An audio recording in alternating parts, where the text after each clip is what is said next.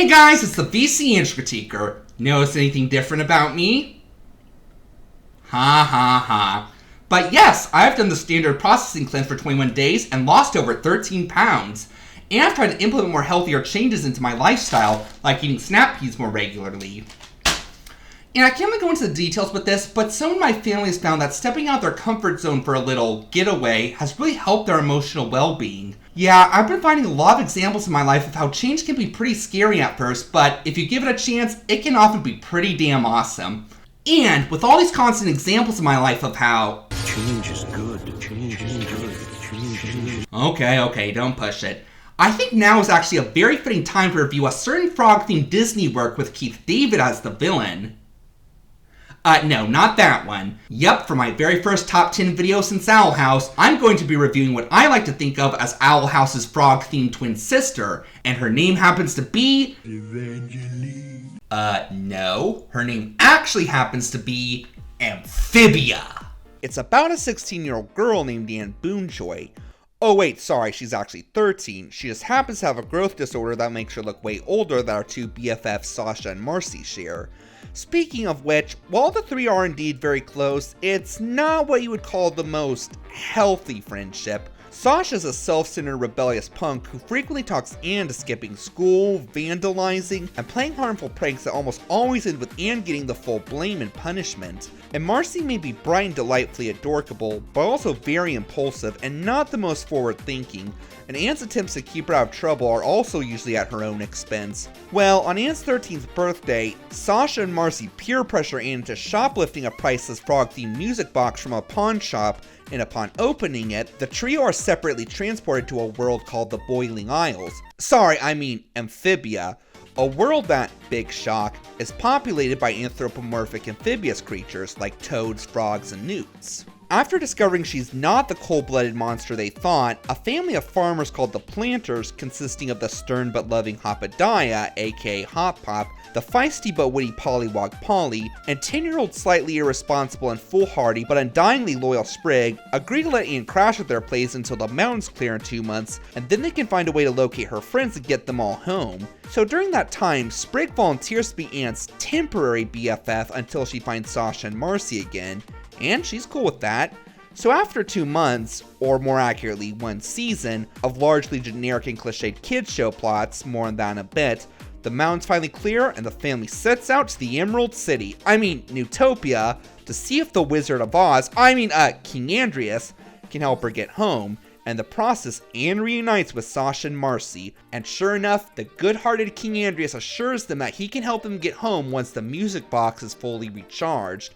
But Anne finds that not all her friends have been as truthful or loyal as she thought. So just to clarify, Season 1 isn't bad, it's just kind of underwhelming compared to Seasons 2 and 3. The writing feels a lot more geared just towards kids than both kids and adults, and with the exception of the pilots and a few episodes here and there, most notably that feature Anne's friend Sasha, it pretty much has nothing to do with the main story of Anne trying to find her way home. Just to clarify, all that exposition with Anne and her friends that I mentioned earlier isn't revealed at the beginning. The pilot just opens with Anne and Amphibia, and all we learn initially is that she's there because she shoplifted that music box. The details about her friends are revealed towards the end of Season 1 and throughout most of Season 2, but for the most part, Season 1 mostly opts to just be a generic 90s kids show complete with all the cliches common at the time. You name it. Glories and worth the misery of your friends, appreciate your loved ones for who they are, own your mistakes, be wary of creepy motels out in the middle of nowhere, you name it. Hell, there's not even that many episodes that focus on the show's main message. Apparently this was because Disney wanted to see if the show could find an audience before they got into the deep emotional story, and while I tolerated the first season enough to watch it in its entirety, I honestly was like, finally! When the big emotional story I was promised finally got started. And it does at the very end of Season 1, and from then on we get a fun, engaging, and emotional story written a lot more for both kids and adults like Disney should be, with a pretty mature message coming from a Disney frog. Again, not those Disney frogs. Hey, if you liked it, then you should have put some green on it. Ho, ho, ho, ho, ho, ho. Really? Change can be difficult, but it's how we grow. Thank you. And just as a quick heads up, I'm going to go into most of the major spoilers for this show, because if I did this countdown without spoilers, there'd be almost nothing to talk about, I'm afraid. So let's see which episodes display this message best, while also giving the best humor, drama, and heart. These are the top 10 episodes of Disney's Amphibia.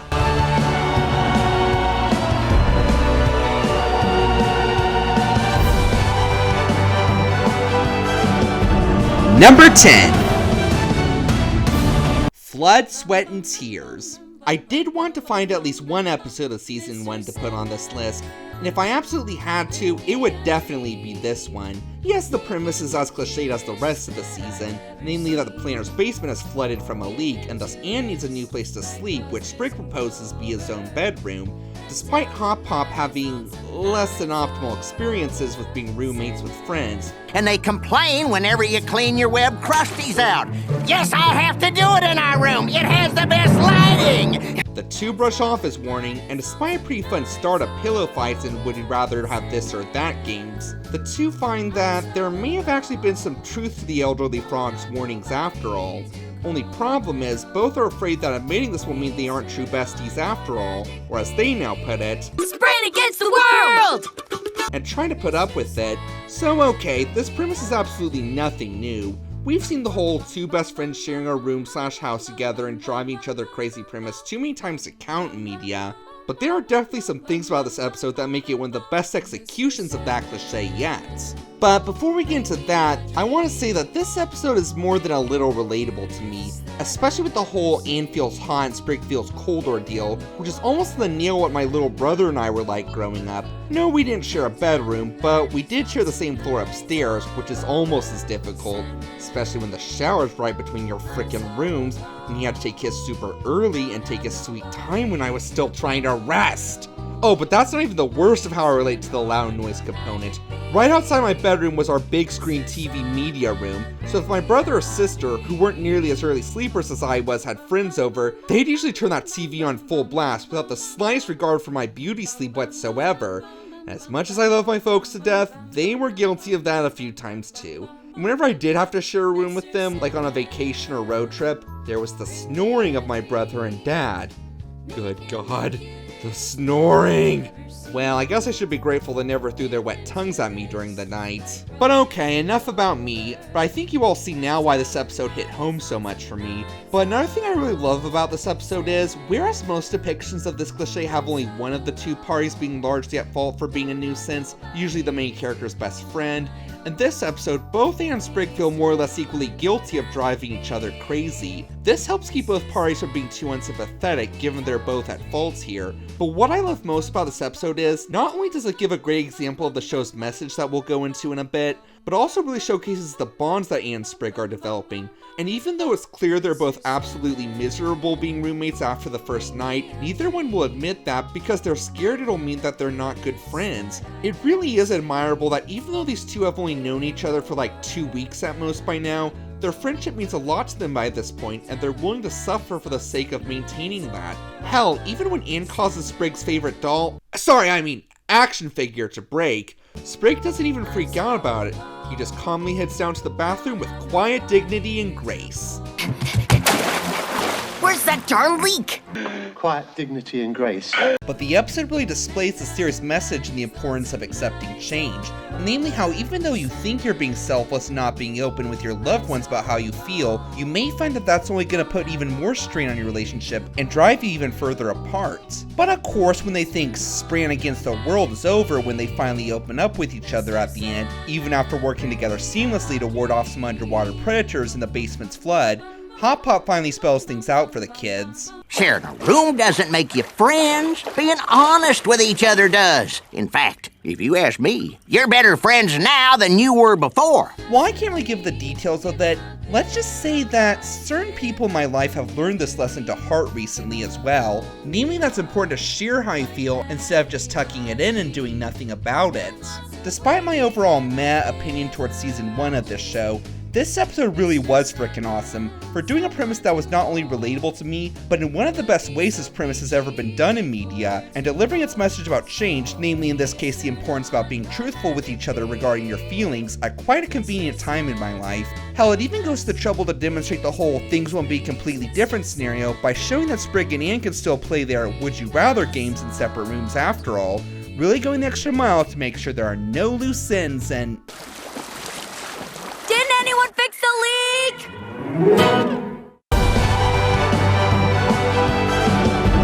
Number 9. Maddie and Marcy.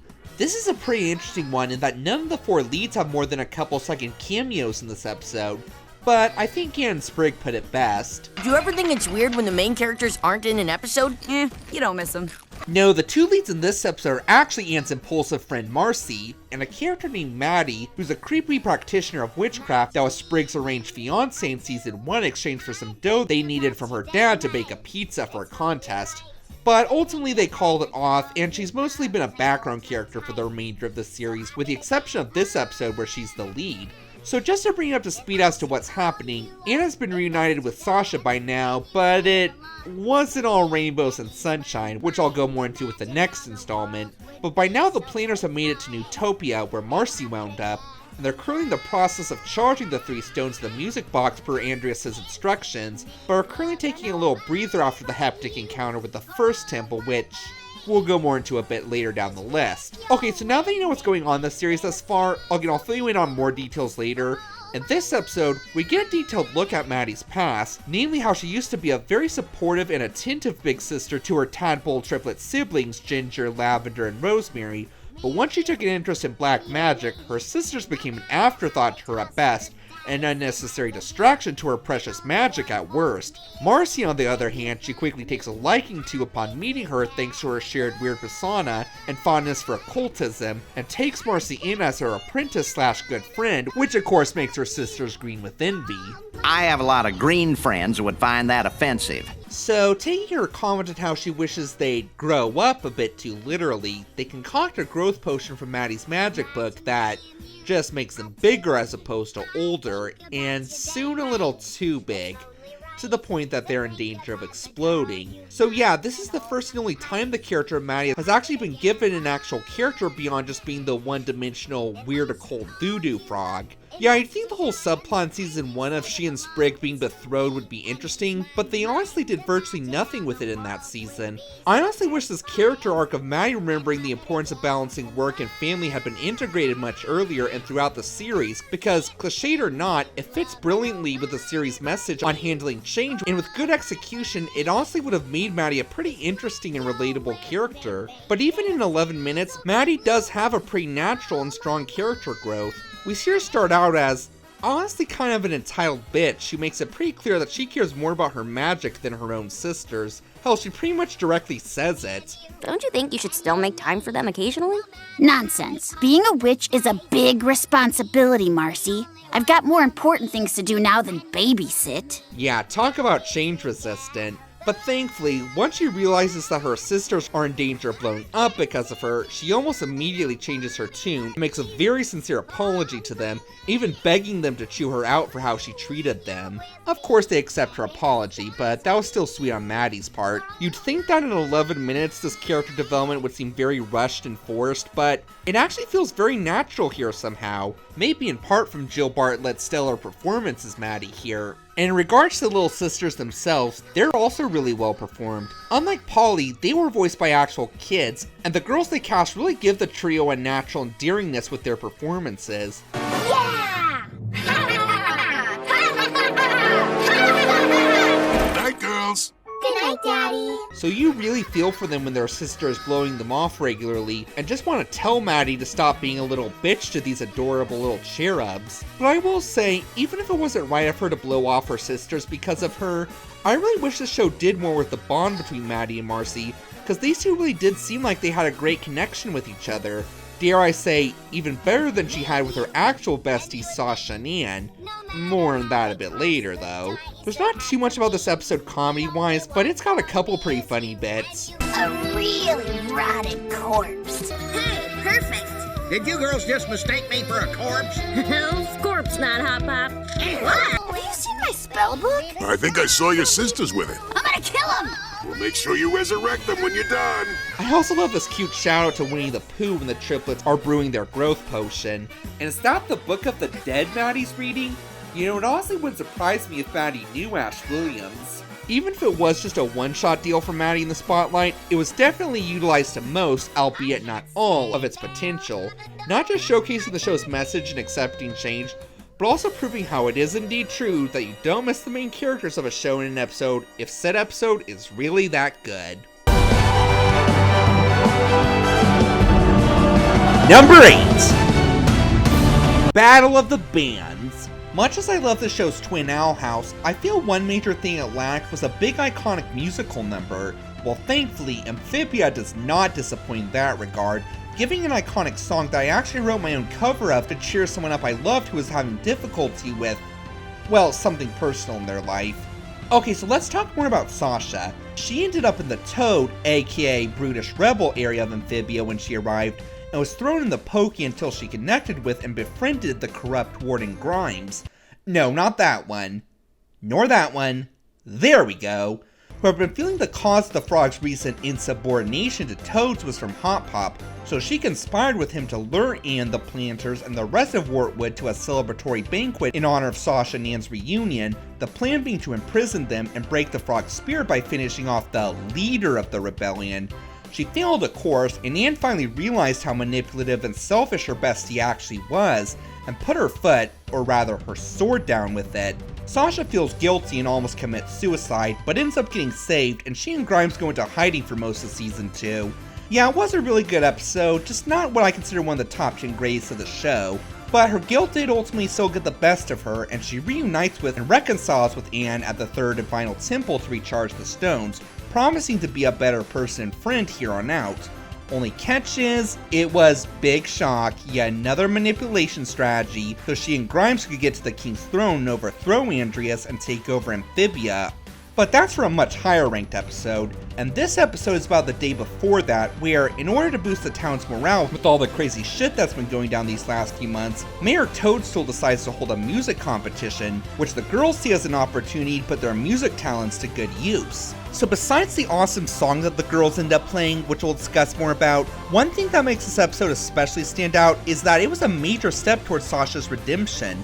I mean, her real one. So when Anne pitches a song she wrote about Amphibia called No Big Deal, Sasha, being her usual control freak self, overhauls Anne's song to almost something totally different, and she's unwilling to collaborate since she's always been the head honcho of their music. Hell, their band back home was literally called Sasha and the Sharps. In other words, she's not willing to accept change. But after finding that Anne and Marcy aren't as passive as they used to be, she goes to find a band member who's a bit more passive to perform with, namely the mayor's comedic little toady called, well, Toady. But Sasha finds that having a subservient follower isn't as fun as she thought, especially compared to playing with her two BFFs, and decides that maybe a bit of change wouldn't be so awful after all, and humbles herself going along with their silly song that's not her own. The shade, yes, but it was also a huge sign of Sasha genuinely moving in the right direction towards redemption, as this is the first time in the series we actually see her put others first and accept the fact that sometimes things can't always go her own way.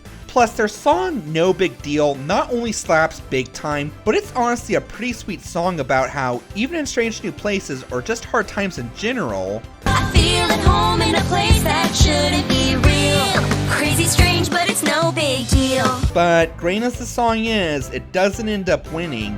Instead, Grimes' beautiful harp solo does. And even though she has every right to be pissed given how awesome their song was, Sasha actually doesn't mind because performing with her friends was more fun than winning some stupid trophy. That really made me smile. There's not too much more in this episode that stands out especially, but there are still a few fun visual gags with the other contestants' songs, and the fact that a cold-blooded rebel like Grimes has such a peaceful, angelic taste for music is pretty freaking funny. But honestly, this awesome song and big moment in Sasha's character development was more than enough to get it on this list, albeit at a low spot, and there's even a sweet moment where Anne says her goodbyes to everyone in Wartwood since she and her friends are going home tomorrow, not noticing Marcy's really odd look as she says this, and thanks them for all they did for her, which is really sweet given most of them have been pretty dickish to her up to now. But they do seem like they're genuinely gonna miss her and gladly agree to a final group selfie with her that night. With an awesome song, awesome character development, and a really heartwarming ending, this episode definitely hit all the right notes in proving that It's no big deal.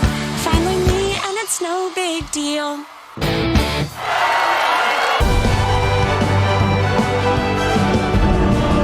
Number 7. Day at the Aquarium. One of the hardest changes in life, as I'm sure you know, is saying goodbye to someone you love if it really is for the best. And that's the aspect of change this episode chooses to look at. So, backtracking to when Anne and the Planters are still visiting Utopia and learn from King Andreas that the stones need to be charged for the box to return Anne and her friends home, he reveals that they've already located one of the stone charging temples, they just need a week or so for preparations. But Hop Pop reveals that he and the kids need to get back to Wyrtwood now for the harvest season, and since Marcy points out that it wouldn't be practical to have Anne go back with them just to come right back to Utopia only a little later, even though the real reason is painfully obvious, she just doesn't want to be parted from Anne again, Anne and the Planters are determined to have one last fun day together at the aquarium, but have a bit of trouble finding activities that don't remind them of all their past sentimental wacky hijinks. Cliched? Yes indeed, and there honestly wasn't as much material to talk about with this episode. But come on, this setup is just perfect for a show with a primary message about accepting change. Plus, even if the primary strength of this episode, which is naturally the heart, is nailed here, you also can't help but giggle a bit at the actors' delightfully over-the-top sad performances here. Grubhog! Centipede! Veggie Robo! Who knew coral came in such variety? For the record, Hop Pop is voiced by Goofy's actor Bill Farmer, and Anne is voiced by Brenda Song, who played London Tipton on Zack and Cody. Oh yeah, and is also comedian Macaulay Culkin's wife. So that would probably explain these great comedic performances here. But silly as they are, they actually don't distract from the emotional drama going on down here. Even though Anne's only known the Planters for like 3 months now, it's clear she has definitely come to consider them true family at this point, and vice versa, and they know this is more than likely going to be the very last time they'll ever see each other again, so you can see why they're all so broken up right now, and why all this nostalgia they can't evade is so painful for them. It looked exactly like the water snake that almost ate me in Sprig! I knew it! You two always disobeying and causing trouble. That was the day I realized you weren't going to eat us. No joke, even though I didn't think season 1 was really that great, all their devastation with all the callbacks they make to it are so dramatic, they almost softened my view towards that season a bit. No, I'm not shitting you. So are there any other strengths to this episode? Well, we do get a pretty good action scene here, where after Sprig provokes the sea creatures at the water show and they go feral, the Planters team up to whoop their asses and save Sprig, with a climax that probably would make Free Willy fans proud. But the great thing about this episode is, even though, big shock, Anne decides not to leave the Planters, this episode does still end up going through with its message about saying goodbye, just not in the way it was building up. After the Planters and Anne have their supposed final heartfelt goodbye, and Marcy tries comforting her friend unsuccessfully, Marcy decides she has to be the one to let her friend go, and tells Anne to go after her frog family. And you better believe she does.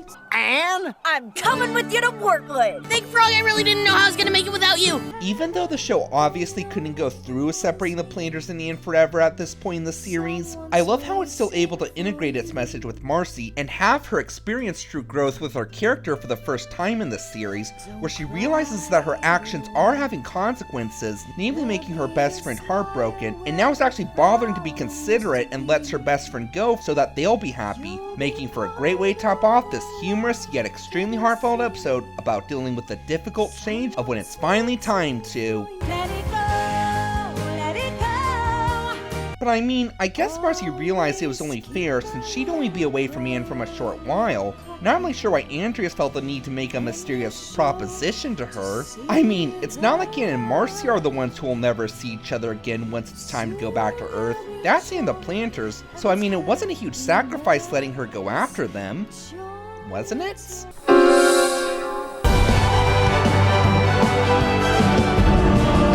Number 6. Froggy Little Christmas. Another big thing that I felt Owl House lacked was a Christmas special, which once again, its twin manages to deliver on. Speaking of twins, season 3 of both shows is definitely when both twins' shared traits are most evident, namely when, at the end of the prior season, the main girl gets back home, but her friends from that world are sent back with her and are now stuck in her world, and the first part of season 3 is them staying with said girl and her family while they try to find a way back to their world now, while also experiencing the culture shock with human life.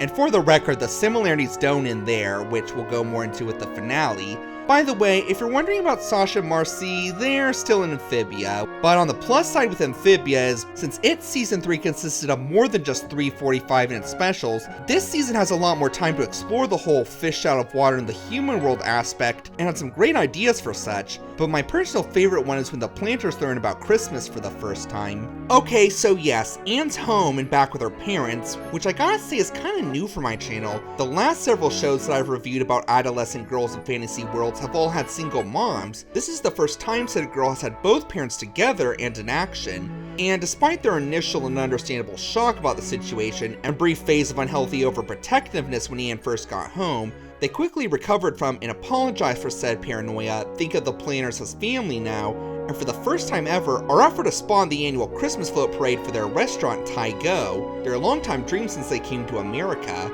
But Mrs. Boone Choi decides it's too risky given both King Andreas and the government are after them. Oh yeah, King Andreas turns out to have been a villain who actually wanted the music box recharged so he could conquer the multiverse. More on that later.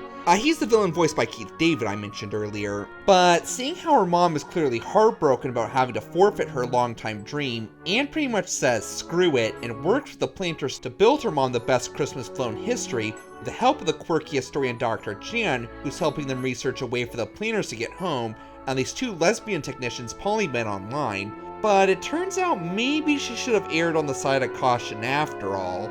Whoa, that was a lot of exposition. But anyway, the message of this episode isn't really about change per se, it's more about the importance of giving or even making sacrifices for those you love this time of year.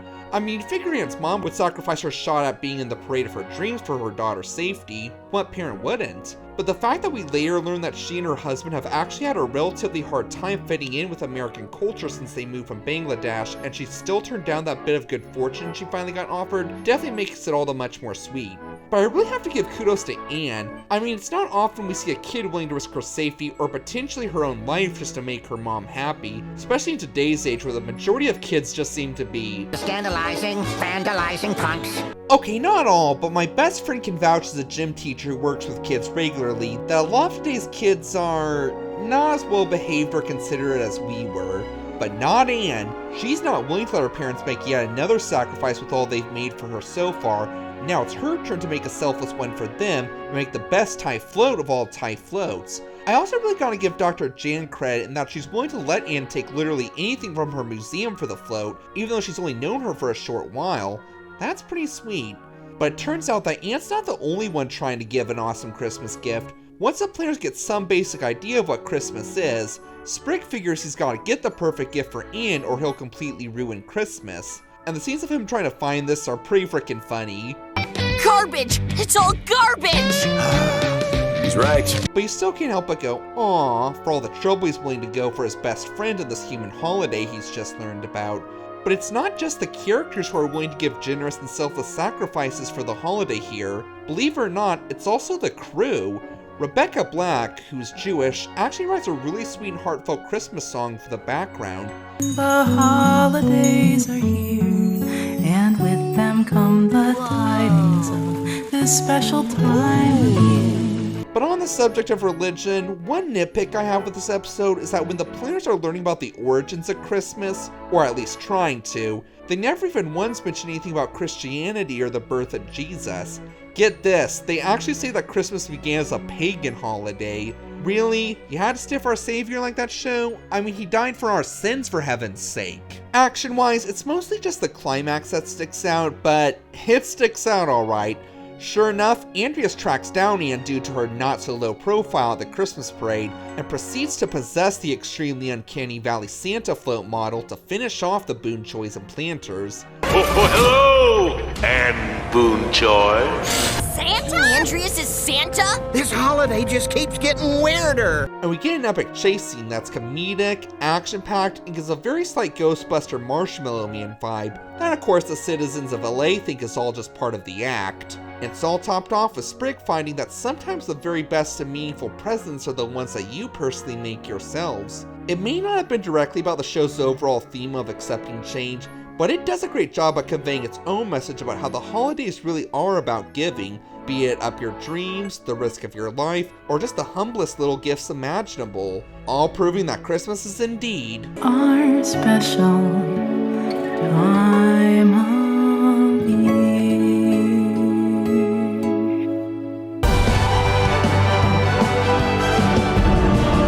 Number 5. The First Temple.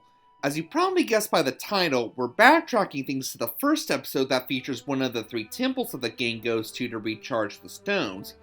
And while all 3 temple episodes are really good and thought-provoking, this was definitely my favorite, not just because it's the only double-length episode, but for also having the decency to acknowledge that, even with a series as pro-change as this, change is indeed pretty hard to accept sometimes, especially when it comes to letting go of a grudge against someone.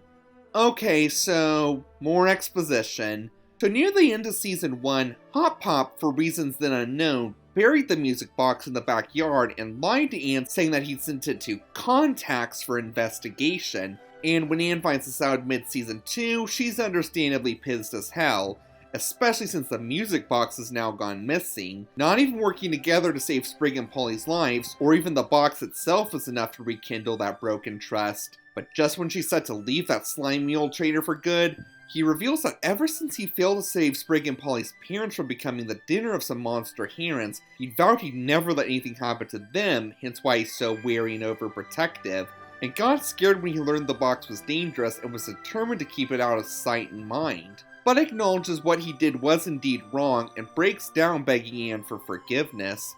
And even though she says she does, this episode shows that letting go of a grudge is easier said than done. And unfortunately, that's not the best time when you're in a temple with your life at stake. So, just for some more context, each temple's theme represents a main trait of each of the 3 main girls, that being intelligence for Marcy in this case, and kindness and bravery for Anne and Sasha respectively. Insert Scarecrow, Tin Man, and Cowardly Lion reference here. And again, each temple episode is really well made, but not only does being double-length allow for more time to pan out the action drama in the 3 trials the gang has to endure, but they're noticeably more creative and memorable with this temple than the other 2, which I guess fits with this temple's theme of intelligence. We got a room that's a literal Rubik's Cube that the door can only be opened by solving said cube via a miniature version of it, which has comedically painful results for Anne and the Planters. There's also a room that looks like a disco floor at first glance, but is actually a booby-trapped death room, which I guess proves that Disco is indeed dead, with a pretty clever riddle to the only safe color. A dangerous room. What to do? Don't be jealous of my hue. It's a reference to green, the color of envy. I have a lot of green friends who would find that offensive. I see now why this temple's theme is intelligence, because this episode has such intelligent writing, and it's all topped off by showing that the writers had to have been fans of Harry Potter and the Philosopher's Stone, as the final obstacle is the characters as pawns in a life-size life or death game of chess, or rather, Amphibia's version of it, Flipboard. Either way, obvious Harry Potter reference, and as a Potter fan, I say kudos. But of course, in addition to the epic action, we got the emotional side of the story with Anne having trouble letting go of her grudge. Let it go, let it go. She really does try to hide it at first, just initially being super awkward and uncomfortable around the old frog, but by the time she's not even willing to let him risk her life for her by testing the other green tile to make sure it's safe, well... I care about you too, Anne. I mean, to an extent, right? You kind of proved that when you buried the music box. When push came to shove, you made a choice. It's fine, but let's stop pretending I'm part of the family, okay? Yeah, I think it's safe to say that if you're not willing to allow or appreciate someone risking their own life for you, then you've still got beef with them. Anne even flat out tells Hot Pop that she thinks she was too quick to forgive him, and even though there's a fun reference to SpongeBob with the time card, the drama here is still pretty intense. It all leads up to a really dramatic moment where finding out that not only does the rival Flipboard team not play fair, and also is a total show-off about it.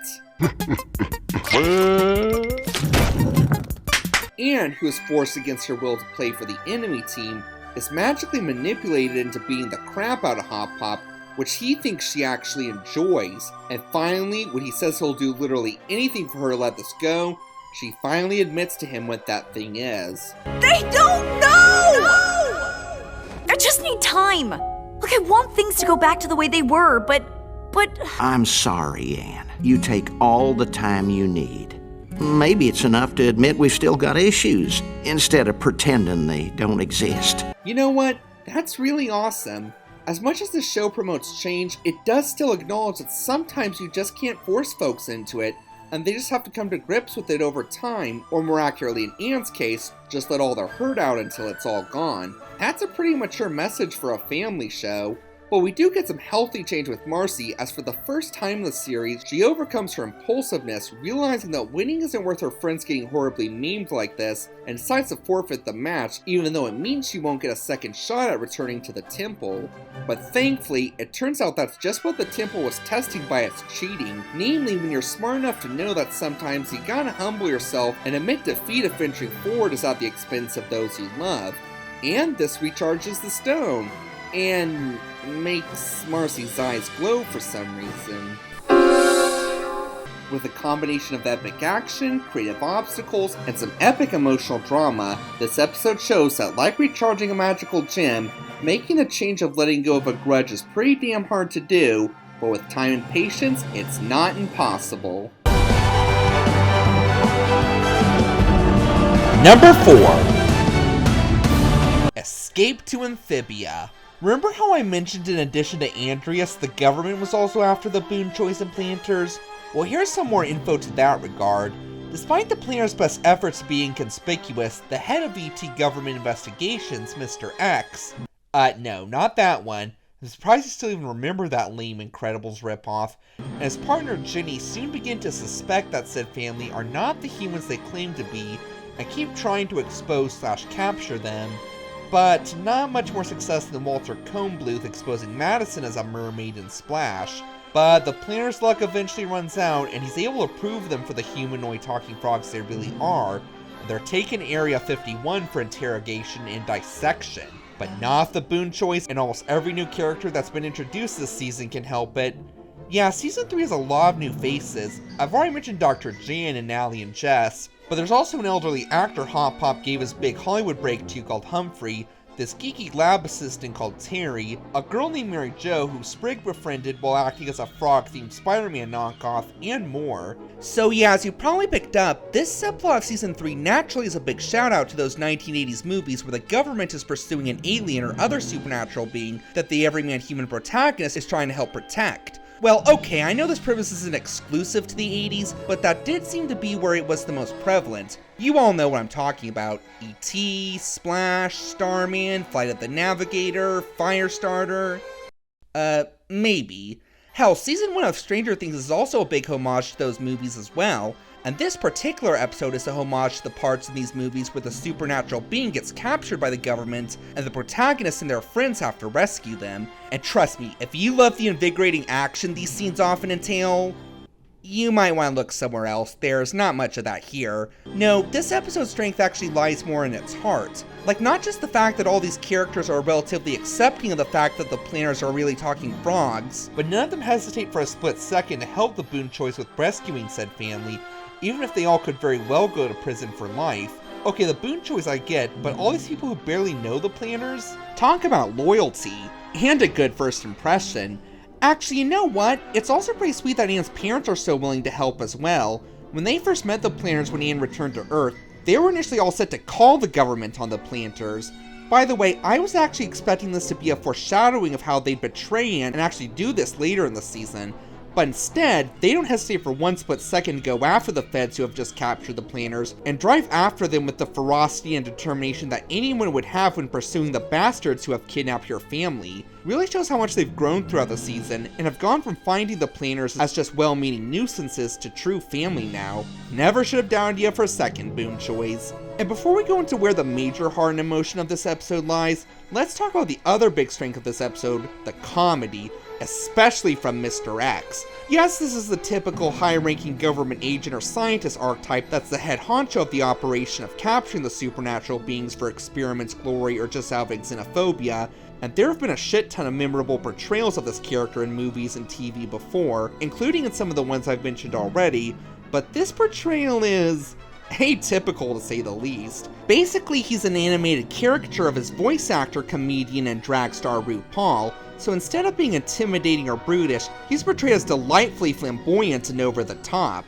What do you know about these amphibious extraterrestrials? Who can say? Maybe a lot, maybe nothing. Don't be coy, X. Sorry, coy is my default setting. Though he's also pretty funny when he's annoyed, such as when he's interrogating the planters. What's your master plan? To eliminate my enemies and take over the world! Tell me more. There's Duckweed, Buck, Gary, Tritonio, Barry, Gunther, Lucy, Nellie, Clifford, Lacey, Hartford. Enough! But even though he's not the slightest bit intimidating, that doesn't mean he's not a legit threat. Like, he actually manages to dupe the heroes into a trap with the very same frogs that they used to humiliate him while avoiding his capture earlier. Payback stings, doesn't it? And when he's thrown most of them in the brig, he's pretty sadistically condescending towards the fact that Anne's just a kid, and at a pretty inopportune time as well. See, around the start of this episode, it was finally just starting to sink into Anne that she would once again be leaving her parents whom she'd only just gone home to, and this is putting her in a gray area. And Sprig really deserves credit for saying earlier in the episode that even if their portal was finished earlier, he wouldn't mind waiting a couple days for Anne to say her proper goodbyes to them. That is what I call a true friend. And when Anne, who finally opens up with her parents about how she's been feeling... How am I supposed to save my friends? Beat the FBI? Defeat King Andreas? If I can't even bring myself to say goodbye to my parents. Her parents recap all the awesome things she's done throughout the season to prove her wrong and remind her that they'll always be in her heart. And this gives her the strength to take on multiple government agents with just a toy lightsaber. How awesome is that? So I think this episode's message about change is realizing when and how you've changed yourself, not feeling like you've done much with your life. Look over all you've done and really consider if that's truly the case. You may be surprised with how much you've grown with time.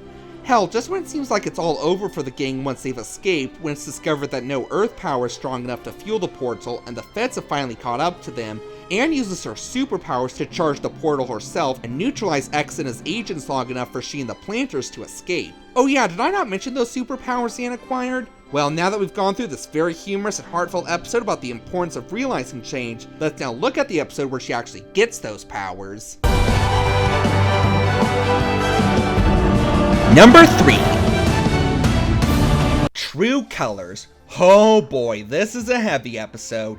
Hell, they literally have a content advisory warning at the beginning in Sprig's voice. At first I thought it was just kind of a joke, like how they start out the early Treehouse of Horror segments on The Simpsons. But then looking back at how they did the same for Treehouse of Horror 5, I probably should have taken that warning a bit more seriously here. But boy, this is still a damn good episode. Okay, so once again we're backtracking things, namely to when it's time to return the box to Andreas so he can use it to send the girls home, but like said before, Sasha and Grimes have other plans, namely to overthrow Amphibia, imprison King Andreas in the dungeon, as well as Anne and the others when she refuses to support her dictatorship. And of course, when Anne rescues Andreas and defeats Sasha and Grimes, Andreas reveals that he's not the sweet Santa Claus-like ruler he seems, but rather a power-mad Newt version of Hitler who wants the box to travel across and conquer all other alternate dimensions, including Earth, so he reveals he can't send them home just yet and risk them warning Earth of the upcoming invasion. So yeah, this episode is definitely heavy. Weight has nothing to do with it. Well, maybe not literally, since the box can make King Andreas' castle fly, but emotionally, it weighs more than a pyramid of elephants, such as with the battle scenes. While they're still family-friendly, well, for the most part, which we'll come back to, they're all brilliantly animated and capture as much intensity and vigor as a Peter Jackson fantasy fighting scene, especially when Anne discovers her superpowers, how will be revealed in a bit, and beats the living shit out of King Andreas with them. Seriously, this is some of the most fluid animation not just for the show, but also for television in general. I tell ya, Korean animators sometimes make the nine-old men look like animators of Food Fight. But it's not just the animation of the battle scenes, but just the animation in general here that's awesome. All of the expressions are insanely layered and detailed, perfectly capturing all the actors' stellar performances. But of course, execution of emotion can only offer so much with the content of the emotion itself. And yeah, said content is indeed every bit as good as its execution. But before we get into the bigger examples, let's start with the less spoilerific ones, like Ann and Sasha's interactions. Sasha, being her entitled self, thinks Ann and Marcy won't give a shit about her lying to their faces yet again, but Ann will have none of that. I'm done listening to you. I'm done trusting you. You're a horrible person, and I am done being friends with you! After seeing Ann pretty much be a Smithers to this toxic and manipulative girl throughout the show, to the point of literally committing crimes, it's so awesome to see her finally grow a spine and stand up to her. Plus, in a bit of clever dramatic irony, Sasha and Grimes discover Andreas' true nature from a castle mural and realize that if Ann thwarts their invasion plans by shutting the gates on their upcoming army, not only will Amphibia become a dystopia even more horrible than the ones they were planning, but so will all other existing universes. But instead of taking a picture of the mural with her phone for proof for Ann like a smart person would, Sasha literally thinks Ann will just take her word for it when she tries to warn her, which, big shock, she does not. And you can really feel Sasha's hurt as she's experiencing the consequences of what happens when you cry wolf one too many times, and when you just be a bad friend in general. But as you've probably guessed by now, Sasha and Andreas aren't the only ones who haven't been totally honest about their true intentions, besides Hot Pop. No, as you probably guessed now, Marcy's not so innocent in all this either, but just listen to how so. Did it ever occur to you, Ann, Sasha, that one of you knew more than she was letting on? That one of you might have gotten you stranded in Amphibia on purpose. Yep, it turns out that Marcy actually discovered the magic of the Calamity Box prior to them being sent to Amphibia, and when she learned from her parents that they'd be moving out of state soon, Marcy was devastated, thinking that such a massive change would certainly mean the end of her friendship with Sasha and Ann. Yeah, never mind this age of texting, cell phones, and virtual Skyping and all that. No, change alone is doomed for their relationship. So once she discovered the Calamity Box coincidentally happened to be at a thrift store in LA, she decided then and there to run away via the box and basically kidnap Sasha and Ann so they'd never be separated. And once Ann's stone charging quest began, Andreas sweet-talked Marcy into participating, promising that he wouldn't actually send them back to Earth, but instead would take them on great adventures exploring the multiverse with him, where the three of them could stay together always, leaving out the part that the exploring would also entail conquering and countless gruesome deaths. Ann and Sasha don't think that's a good excuse, and boy does a lot more crazy shit happen from there, from Andreas crushing Polly's new robot friend when he tries to save her. Hey there, have you heard about my robot friend? No, not Osimo, this is Frobo. Polly avoiding the same fate by finally growing her legs and getting the box, and Andreas breaking his promise to not throw Sprig to his death if they return the box to him, and as devastated and Hot Pop and Polly are, Ann is just... Again, this is best animated feature-worthy animation. Yes, of course it's a fake out and Sprig gets saved obviously, but seeing Ann be this torn up is actually really admirable and kind of reassuring, to be honest. See, the only major thing I feel is a downgrade from the first season with the remaining two is that it doesn't focus as much on Ann and Sprig's friendship, especially when Ann's reunited with Sasha and Marcy, at which point Sprig becomes at best a major supporting character. Even though there are still a few episodes that focus on their bond afterwards, Ann's relationship with Sprig honestly doesn't seem much more special than with Hot Pop or Polly. This one moment where she's bawling over his supposed death and remembering all the fun they've had is very sweet because, in all honesty, Sprig really was a much better friend to Ann than Sasha or Marcy.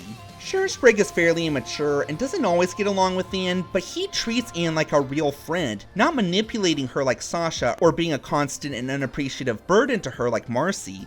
And this devastation is what unlocks Ann's superpowers. Okay, so to make a long story short, there was some sort of Narnia-like prophecy that said that three human girls would thwart Andreas once they came to Amphibia and they unlocked the powers they had there. But recharging the stones actually drained them of their powers unknown to them at the time, but Ann didn't fully recharge hers since she thought her friends were in danger and cut the charging short. So she still has a bit of her powers left, they just last very briefly and are physically draining to her afterwards. But anyway, Marcy redeems herself by saving Sprig and also opening the portal for the gang to get home, but Sasha doesn't make it with them because she tries to hold back Andreas, and Marcy... I just need to...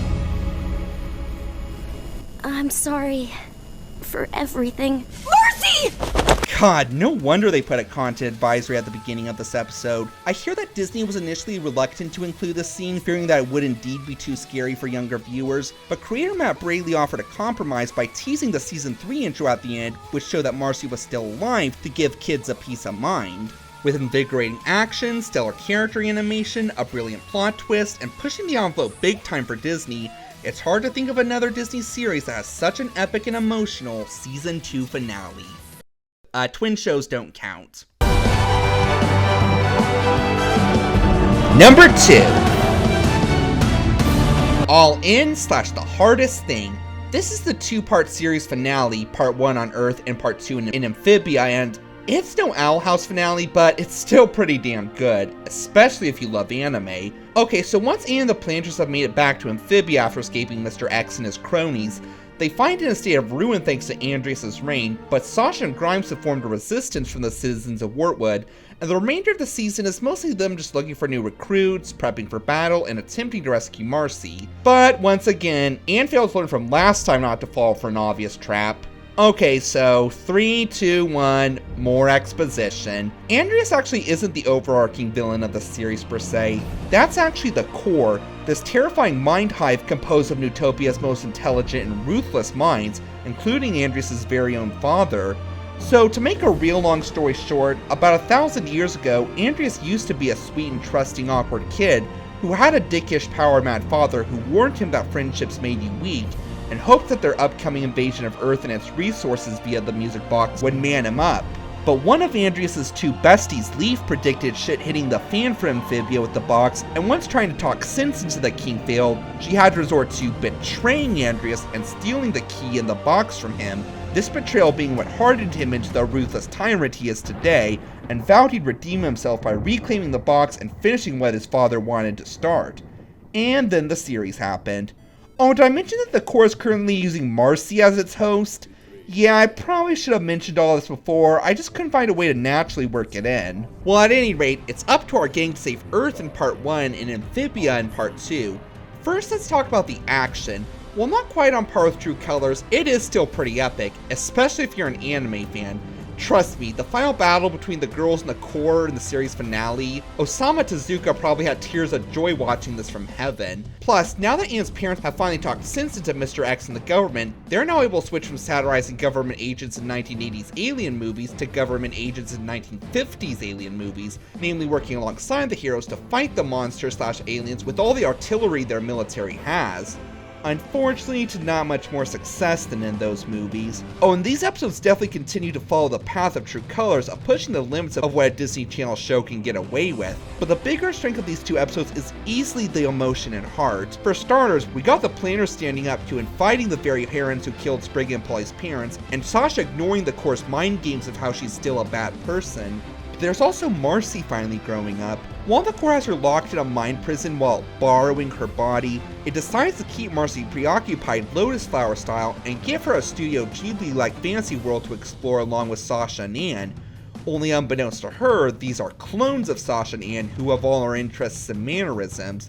Yeah, one thing I kind of forgot to mention is, even though Sasha and Anne were always very close with Marcy, they were pretty dismissive and borderline mocking towards her interests in fantasy and anime, which thankfully they do realize when they're discussing whether or not to forgive Marcy, and pointing out that maybe them completely ignoring her interests was partially what pushed Marcy to go through with what she did. But Marcy soon discovers that having friends who exclusively want what you want isn't as meaningful as she thought, making her realize that 1, she shouldn't force her interests on her friends, or forcibly kidnap them into those interests, and 2, even if she will be separated from them, she still shouldn't hide from change in this fantasy of hers that isn't what she expected.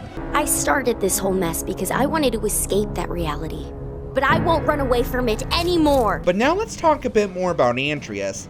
As you may have picked up by now, despite its noticeable similarities to Emperor Belos, actually being centuries old, being a villain largely because a loved one betrayed him, ruling the fantasy world as a supposedly wise and good-hearted king, but turned out to be a cruel, manipulative bastard the whole time, etc., Andrias actually isn't pure evil like Belos. It's pretty clear from the beginning that he actually does have a small conscience. Hell, even if he was manipulating her, he really did like Marcy as a person. Hell, his manipulation scheme of her was in part because the Corps was planning to kill her to prevent the prophecy, whereas he convinced it to spare her by letting him manipulate her and her friends into recharging the stones for them. And this comes into play when, even though it looks like Anne's power is finally depleted and the Earth is doomed, Sprig discovers that a seemingly pointless red piece of paper he found back in Amphibia was a note to Andreas from Leaf written in invisible ink, basically saying that she's so sorry that she betrayed him, but to not close himself off from others and not trust anyone because of this big scary change that happened to him in his life, because she almost did the same thing after going on the lam and almost missed out on her awesome family that she now has. We spend our lives afraid of change, but after many years I realized the beauty of life is the change. And upon realizing that change hadn't caused Leaf to forget about him like he thought, he takes these words to heart and basically surrenders. And after Sasha, Anna, and the no longer possessed Marcy reconcile, the three girls head back to Amphibia to finish the job, with Marcy and Sasha regaining their powers previously drained from them by the stone. And again, anime lovers, you are gonna love this scene with a passion. But when it looks like it's all a bit too much, Anne decides to take the advice of the Stone Guardian and use the powers of all three stones to defeat the Corps once and for all, even when knowing it will cost her her life. And I know what you're thinking, yeah, she's gonna come back, so what? Well, that actually may not be true. What I mean is, once she wakes up in what I think is purgatory, she asks the Guardian of the Multiverse what happened, and this is his response. I made a copy of you right before you expired. A backup, if you will. Well, that's gonna cause some serious existential dread later on. Okay, I am 99% sure that what he meant was that he just transferred her soul into a new copy of her body, but leaving the 1% chance that this is not really Anne Boonchoi, it's just some carbon copied clone is just... I'm sorry, souls are not like computer files. Making backups of them doesn't mean they're the same person. Even if they have all their memories, they're just, well, a clone. Jeez, you love anime so much, show. Astro Boy made that message very clear. But again, I'm sure the whole soul transfer thing is what they meant. Anyway, once Anne politely declines this offer to take over as Guardian of the Multiverse, she returns home to a joyous reunion. Only thing is, Anne using the powers of all three stones has drained them to the bare bit of magic they have left, so this means they won't be able to return to Amphibia after going home. I know it may seem harsh, but I really do think this was needed to showcase the show's message of change. And to that end, Marcy does still end up moving away, and after that, the three friends kind of lost touch. But that does not mean they forgot about each other, even after 10 years. No, when they have a reunion, they're simply overjoyed to see each other. And once more, Anne definitely never forgot Sprig, nor did he forget her. With such a beautifully bittersweet finale that brilliantly showcases the show's message with only a couple small issues, I bet you're wondering what episode could possibly top that for me. Well, let me tell you. And the #1 episode of Amphibia is... Commander Anne. Now, I'm sure a lot of you who are familiar with this show already are pretty freaking surprised that this is my favorite episode, and it's that way for one very simple reason. It's not the funniest episode, it's not the most action-packed episode, but it's the most heartfelt episode because this is the episode that proved that Sasha actually had changed for the better this time. It gave probably the best examination on change in the show. So as mentioned earlier, and the planners found that Sasha had started a resistance since they'd been away that happened to be headquartered in the planners' basement. And Sasha reconcile, and even though things are going brilliantly with Sasha in charge, Sasha's adamant that Anne be their new leader, though she doesn't give a clear reason for this beyond, it's complicated! And despite her best efforts, Anne is an absolutely horrendous commander, and pretty soon everyone, including Anne herself, is desperate for Sasha to be in charge again. But even though it's painfully obvious that she should be at the helm, she still refuses for some reason. Okay, so before we go more into why I love this episode so much, the comedy and action here, while far from the best in the series, do still deserve mention. Anyone got any hand sanitizer? I never noticed how dirty Amphibia was. Wow, Earth made you three soft. The scene of Anne failing miserably at being commander is also pretty frickin' funny, and even has a brief shout out to Ratatouille. And the action is decent, if very little to talk about. But okay, let's get into my personal favorite moment in the show. When Anne is pleading with Sasha to take the helmet back and she still refuses, Anne actually starts to wonder if this is yet another manipulation tactic of hers, namely to ruin her credibility with Hortwood. But then Sasha says the real reason. Because the last time I was in charge, I ruined our friendship. And with that moment, it was made pretty clear that Sasha had seen the light and was willing to make a change that would be detrimental to their mission for the sake of fixing a broken friendship. I love how this is not only the all-time high for Sasha's character development, but I also love how this episode teaches that sometimes change isn't always the answer to make things right. Which again, much as the show loves advocating its message, it does have the humility to flat out say that sometimes change isn't always the answer. And Anne proves to Sasha by letting herself get eaten, thus forcing her to rescue her and the others. After which, even after everyone unanimously wants Sasha back in charge, she still initially won't do it, saying she doesn't deserve such an honor. But Anne points out that her new humility has more than made up for her past actions, and that, much as she loves the gesture for this selfless change, it's not one she can take her up on. But even then, Sasha promises that this will be a partnership, not a dictatorship. And that's why I consider this the best episode, giving us not only Sasha's true redemption, but also by the show being just as humble as Sasha here, by admitting that even its message is not always the right approach to things, making for, in my opinion, the show's best episode with nothing to lose at. Uh-oh, Anne, did you lose a shoe? Oh, you've got to be kidding me! Hey guys, visiting the folks for Easter. Say hi to the folks. Hi, folks. Hi! Well, that's all I got for Amphibia, guys. So what's next for me, I wonder? Well, in light of certain events going on in the film industry lately, I've decided that my ranking of the Wallace and Gromit movies is gonna have to wait a bit, in favor of a collaboration with Thomas Murray and I, comparing two movies regarding the importance of integration in film and TV. Speaking of which, why don't you give them a hint to what that is, Thomas? Hope you're ready to get your dancing shoes on, because we got ourselves a trip to Baltimore. So we'll be seeing you soon on the Corny Collins Show. So for now, play us out, Rachel Zegler.